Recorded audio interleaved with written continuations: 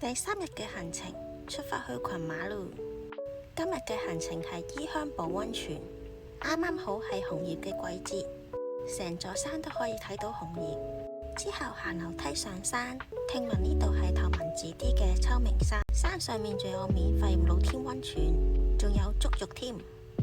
我揀咗去黃金溫泉，浸完溫泉之後就坐巴士返去就。The next day。第2日我哋去伊香保綠色牧場，落巴士之後對面就係牧場啦。第一次嚟可以買全體驗門票，去過咁多牧場都係伊香保嘅空氣最好，羊羊嘅活動範圍好大，仲可以草地散步添。仲有餵小羊嘅體驗，可以任揀同邊一隻小羊散步。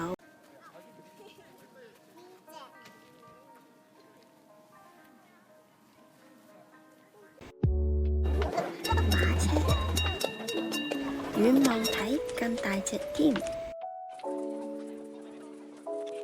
仲有騎馬嘅體驗。仲有同小兔嘅互動。